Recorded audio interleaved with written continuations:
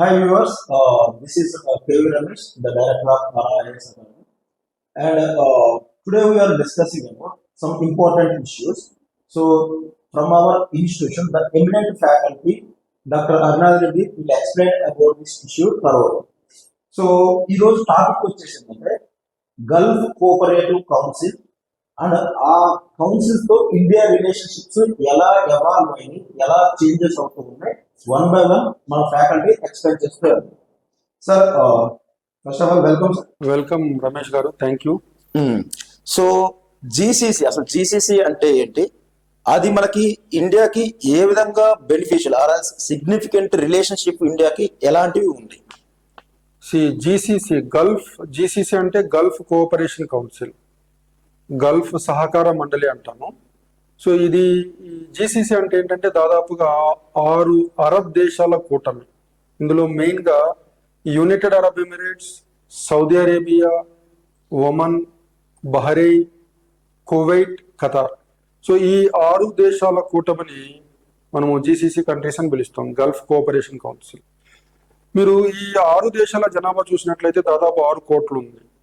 అలానే ప్రపంచ జీడిపిలో ఈ జీసీసీ కంట్రీస్ యొక్క GDP $2 trillion. Indian size of India's GDP nominal GDP terms లో ఇండియా జీడిపి 4.2 ట్రిలియన్ ఉంటే ఈ 6 దేశాల కలయికైన జీసీసీ జీడిపి $2 trillion దాకా ఉంది. సో ఇది యాక్చువల్గా జీసీసీ అనేది 1981లో ఫామ్ అయింది. అలానే జీసీసీ భారతదేశానికి ఎందుకు చాలా ప్రముఖమైనది అంటే మనకు భారతదేశానికి కావాల్సిన ముడి చమురుల్లో దాదాపు 60% ఈ జీసీసీ కంట్రీస్ నుంచి వస్తుంది. అలానే natural gas imports into India, వాటిలో దాదాపు 70% ఈ జీసీసీ కంట్రీస్ నుంచి వస్తుంది. So that's why the grouping of GCC is very important for India's energy security. అంటే భారతదేశము 2047 నాటికి ఒక అభివృద్ధి చెందిన దేశంగా తయారవ్వాలని మనకు నరేంద్ర మోడీ స్లోగన్ ఇవ్వడం జరిగింది.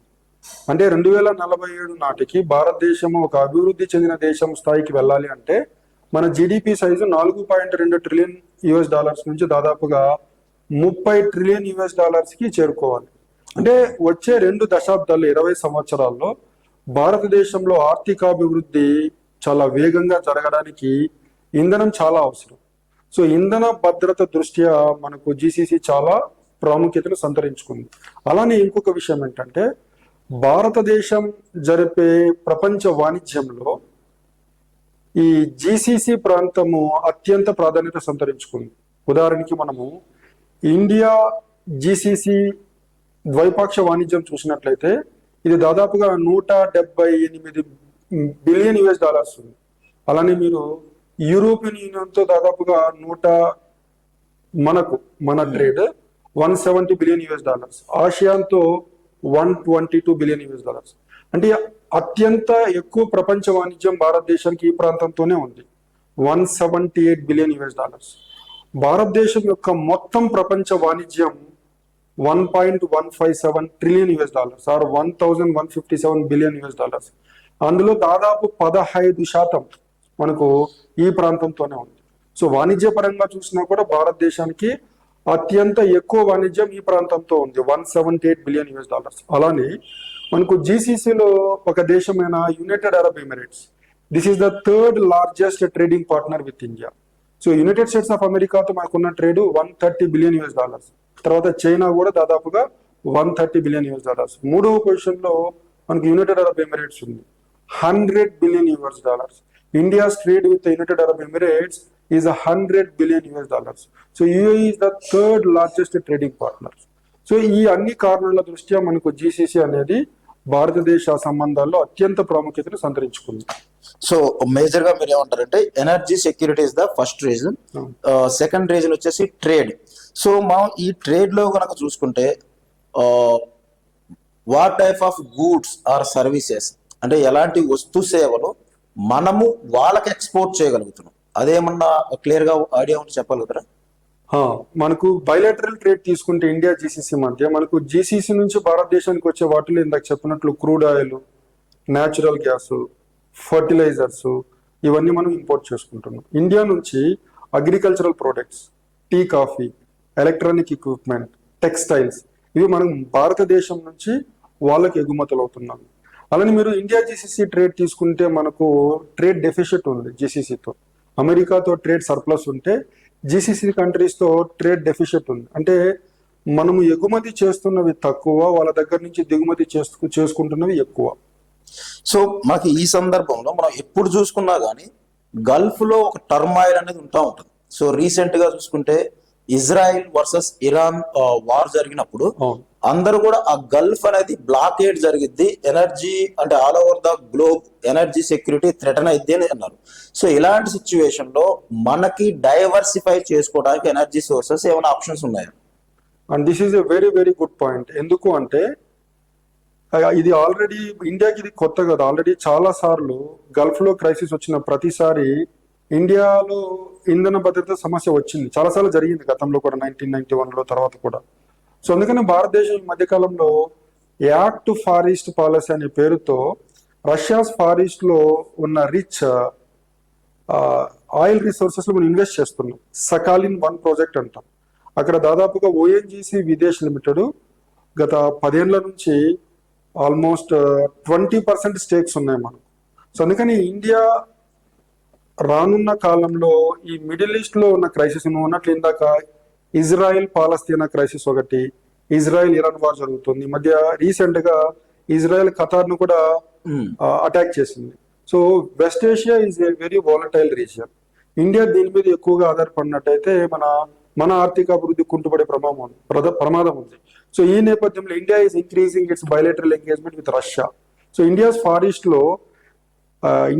East region is a resource rich region. అక్కడ కేవలం పెట్రోలియం, న్యాచురల్ గ్యాసే కాకుండా కోల్ కూడా మనకి చాలా అవసరం. కోల్ దొరుకుతుంది, డైమండ్స్ కూడా దొరుకుతున్నాయి. So if India invest more and more in far east and increases its energy supplies from this region, we can greatly reduce our dependence on West Asia. మీరు already ఒకసారి చూసినట్లయితే ప్రస్తుతం ఇండియా రష్యా మధ్య trade దాదాపు $65 billion ఉంది. అందులో మనకి ఇండియాకి ట్రేడ్ డెఫిషిట్ ఎక్కువగా ఉంది. మనం చేసే ఎక్స్పోర్ట్స్ ఓన్లీ $5 బిలియన్. అక్కడి నుంచి వస్తున్నవి ఆల్మోస్ట్ $60 బిలియన్. సో ప్రస్తుతం మనం దాదాపు 30 to 40% of crude oil Russia నుంచి వస్తుంది. ఇండియా కనుక సకాలిన్ 1లో సకాలిన్ 2లో ఇన్వెస్ట్మెంట్స్ పెంచినట్లయితే, ఈ మధ్యకాలం మనకు చెన్నై వ్లాడివోస్టిక్ మ్యారిటైమ్ కారిడార్ కూడా మనం స్టార్ట్ చేస్తాం లాస్ట్ ఇయర్. అంటే ఈ ఫారెస్ట్ రీజియన్ లో మనం ఎక్స్ప్లోర్ చేసి ఎక్స్ట్రాక్ట్ చేసే క్రూడ్ ఆయిల్ అక్కడి నుంచి ఇక్కడికి తీసుకొచ్చి రిఫైన్ చేసి ప్రపంచంలో అన్ని దేశాలకు మనకు అమ్ముకోవచ్చు. So you made a very right point that West ఏషియాలో క్రానిక్ గా ఇన్స్టెబిలిటీ, వాలటాలిటీ ఉన్న నేపథ్యంలో మనం వెస్ట్ ఏషియా మీద డిపెండెన్స్ తగ్గించుకొని రష్యా మీద డిపెండెన్స్ పెంచుకున్నట్లయితే long term energy security of India will be much better secured and this is necessary. We are already moving in the direction. So ఇదే టాపిక్ లో ఇంకొకటి మన స్టూడెంట్స్ కానీ మన జనరల్ పబ్లిక్ కూడా క్లారిటీ రావాల్సింది ఏంటంటే, సో రష్యాలో మనం ఇన్వెస్ట్మెంట్స్ పెంచుతున్నాం, సో మనం ఎక్స్ప్లోరేషన్ చేసుకుంటున్నాం, ఆయిల్ డిస్కౌంటెడ్ ప్రైస్ లో పర్చేజ్ చేస్తున్నాం. బట్ గల్ఫ్ కంట్రీస్ వాళ్ళు ఎలా ఫీల్ అవుతారు? ఇప్పుడు వాళ్ళ ఆయిల్ కన్నా వేరే చోట నుంచి ఆయిల్ తక్కువగా ఇండియా కొంటున్నప్పుడు వాళ్ళ పాయింట్ ఆఫ్ వ్యూలో ఇండియాని ఎలా పరిశీలి చేస్తారు? ప్రపంచంలో ఏ దేశమైనా తన విదేశాంగ విధానాన్ని తన ప్రయోజనాల చుట్టూ మలుచుకుంటుంది. సో భారతదేశము తన స్వీయ ప్రయోజనాలను కాపాడుకోవడానికి వెస్ట్ ఏషియాలో ఇన్స్టెబిలిటీ ఉన్నప్పుడు రష్యా నుంచి ఎక్కువ క్రూడ్ ఆయిల్ కొనుక్కోవడం పెద్ద తప్పేమీ కాదు. దాన్ని వెస్ట్ ఏషియన్ కంట్రీస్ అర్థం కూడా చేసుకోవాలి. వోలటాలిటీ ఉన్నప్పుడు we can't risk hour economic growth. మనకు భారతదేశంలో ఇప్పుడు డెమోగ్రాఫిక్ డివిడెండ్ అనే ఒక కాన్సెప్ట్ ఉంది, జనాభా సానుకూలత అంటాం మనం. భారతదేశంలో పనిచేసే వయసులో ఉన్న వారి సంఖ్య పెరుగుతోంది, ఎక్కువగా ఉంది. 2020-2040 మధ్యలో దాదాపు 14 కోట్ల మంది శ్రామిక శక్తిలో చేరబోతున్నారు. అంటే వీళ్ళందరికీ మనం ఉద్యోగాలను సృష్టించాలి. అంటే రాబోయే 20 సంవత్సరాల్లో 14 కోట్ల మందికి ఉద్యోగాలు సృష్టించడం అంటే అంత ఈజీగా సాధ్యమయ్యే పని కాదు. భారతదేశంలో ఆర్థిక అభివృద్ధి జరిగితేనే అది సాధ్యమవుతుంది. అలానే మనకి ఎకనామిక్ సర్వే 2024-25 డాక్యుమెంట్ కూడా ఏం చెప్తుందంటే, భారతదేశం ప్రతి సంవత్సరం దాదాపు 73 లక్షల ఉద్యోగాలను సృష్టించాలి అని చెప్పడం జరుగుతుంది. సో ఈ సవాల్ దృష్టిలో ఉంచుకున్నట్లయితే భారతదేశం స్వీయ ప్రయోజనాలను కాపాడుకోవడానికి ఏమి చేసినా తప్పు కాదు. సో ఇక్కడ మనకి చైనా అసర్టివ్నెస్ చూసుకుంటే, చైనా అగ్రెసివ్నెస్ అనండి, అసర్టివ్నెస్ అనండి, అది ప్రతి రీజియన్ లో ఏలు పెడితే వెళ్తుంది. సో డెఫినెట్ గా జీసీసీ లో కూడా చైనా రోల్ ఉండే ఉంటుంది. సో ఇలాంటి సిచ్యువేషన్ లో జీసీసీ ఇండియా కలిసి కన్వర్జింగ్ ఏరియాస్ ఏమన్నా ఎస్టాబ్లిష్ చేసుకోవచ్చా? You are very right. ఇప్పుడు మనము ఈ ఇండియా జీసీసీ ట్రేడ్ $178 బిలియన్ అన్నాం. అదే జీసీసీ చైనాతో ఉన్న ట్రేడ్ $288 బిలియన్. ఇది ఆసియాన్ లో కూడా రిఫ్లెక్ట్ అయింది. ASEAN China trade $980 billion. India ASEAN trade just $122 billion. అంటే ఎవ్రీవేర్, సౌత్ ఏషియా కావచ్చు, సౌత్ ఈస్ట్ ఏషియా కావచ్చు, ఈస్ట్ ఏషియా కావచ్చు, ఫార్ ఈస్ట్ కావచ్చు, మిడిల్ ఈస్ట్ కావచ్చు, everywhere India has to compete with China. అయితే ఇక్కడ మనకు కొన్ని అడ్వాంటేజెస్ ఉన్నాయి. భారతదేశము అతిపెద్ద ప్రజాస్వామ్య దేశం అవ్వడం వల్ల rise of India is not seen with suspicion by the countries in the world. అదొక అడ్వాంటేజ్. అలానే ఇండియా ఆల్ డెవలపింగ్ కంట్రీస్ లో, అండర్ డెవలప్డ్ కంట్రీస్ లో డెవలప్మెంటల్ అసిస్టెన్స్ ఎక్కువ ఇవ్వడం జరుగుతుంది. అదే చైనా ఏంటంటే తన బెల్ట్ అండ్ రోడ్ ఇనిషియేటివ్ ని ప్రమోట్ చేసుకోవడానికి సౌత్ ఏషియాలో కానీ, సౌత్ ఈస్ట్ ఏషియాలో కానీ, ఎవరి మిడిల్ ఈస్ట్ లో కానీ అది లోన్లు ఇవ్వడానికి ప్రిఫర్ చేస్తుంది, గ్రాంట్స్ ఇవ్వడానికి ప్రిఫర్ చేయదు. సో లోన్లు ఎక్కువ ఇవ్వడం వల్ల ఆ డెట్ ట్రాప్ లోకి వెళ్ళే ప్రమాదం కూడా ఉంది. ఆల్రెడీ మధ్యకాలంలో శ్రీలంక చైనా డెట్ ట్రాప్ లోకి వెళ్ళిపోయింది. అలానే చైనా డెమోక్రసీ కాదు, చైనా అథారిటేరియన్ రెజ్యూమ్. అందుకని మిడిల్ ఈస్ట్ లో ఉన్న కంట్రీస్ భవిష్యత్తులో భారతదేశంతో సంబంధాలను పెంచుకోవడానికి, అలానే చైనాతో బ్యాలెన్సింగ్ యాక్ట్ కూడా చేస్తాయి. China is seen with more suspicion. Rise of China may pose a threat to global peace and security, but there is no such threat from India. గత 75 సంవత్సరాల భారతదేశ విదేశ విధానాన్ని చూసినట్లయితే భారతదేశం ఎదుగుదల ప్రపంచ శాంతికి ఒక మంచి సంకేతం. సో ఈ నేపథ్యంలో India GCC relations positive direction వెళ్ళడానికి ఛాన్సెస్ ఎక్కువ ఉన్నాయి. ఇంకొక పాయింట్ ఏంటంటే ITU-2 అంటాం, దీన్ని వెస్ట్ ఏషియన్ క్వాడ్ అని కూడా అంటాం. ఇండో పసిఫిక్ రీజియన్ లో చైనా ఆధిపత్యాన్ని నియంత్రించడానికి ఇండియా, USA, జపాన్, ఆస్ట్రేలియా కలిసి క్వాడ్ ని ఏర్పాటు చేశాయి. క్వాడ్రిలేటరల్ సెక్యూరిటీ డైలాగ్ అంటాం మనం. అలాంటిదే వెస్ట్ ఏషియాలో కూడా ఏర్పాటు చేశాం. India, United Arab Emirates, Saudi Arabia, United States of America. అంటే ఇక్కడ ఇండియాకి యుఎస్ఏకి రిలేషన్స్ బాగా ఉండడం వల్ల జీసీసీలో ఉన్న చాలా దేశాలు యుఎస్ఏకి మిత్ర దేశాలు, సౌదీ అరేబియా కానీ, యునైటెడ్ అరబ్ ఎమిరేట్స్ కానీ, ఖతార్ కానీ. సో ఈ యుఎస్ఏ ప్రభావం వల్ల ఇండియా జీసీసీ మధ్య రిలేషన్స్ చాలా అద్భుతంగా ఉండడానికి అవకాశాలు చాలా ఎక్కువగా ఉన్నాయి. కాబట్టి దాని గురించి మనం అంతగా వరి అవ్వాల్సిందేమీ లేదు. అలానే ఇంకా కన్వర్జింగ్ ఏరియాస్ అంటే మనము భారతదేశం మనకు సాగర్ మహాసాగర్ డాక్టరీన్ అనే కాన్సెప్ట్ ని తీసుకొచ్చాయి. This is called maritime vision of India. అంటే ఇండియన్ ఓషన్ రీజియన్ లో, ఇండో పసిఫిక్ రీజియన్ లో అన్ని దేశాల భద్రత గురించి, అభివృద్ధి గురించి డాక్టరీన్స్ మాట్లాడతాయి. మనకి ఇండియన్ ఓషన్ రీజియన్ లో సోమాలియా నుంచి వచ్చే పైరసీని అరికట్టడానికి ఈ GCC navies, Indian navies coordinate చేసుకోవచ్చు. అలానే వెస్ట్ ఏషియాలో పీస్ అండ్ స్టెబిలిటీ విషయంలో కూడా ఇండియా జీసీసీ కోఆపరేట్ చేసుకోవాల్సిన అవసరం ఉంది. అలానే ఇండియా జీసీసీ క్లీన్ ఎనర్జీలో కూడా కోఆపరేట్ చేసుకోవచ్చు. ఇండియాకి చాలా ఎక్స్పీరియన్స్ ఉంది దీంట్లో. మనం పంచామృత్ అని, ఎలక్ట్రిక్ మొబిలిటీ అని, అలానే మనకు లైఫ్ స్టైల్ ఫర్ ఎన్విరాన్మెంట్.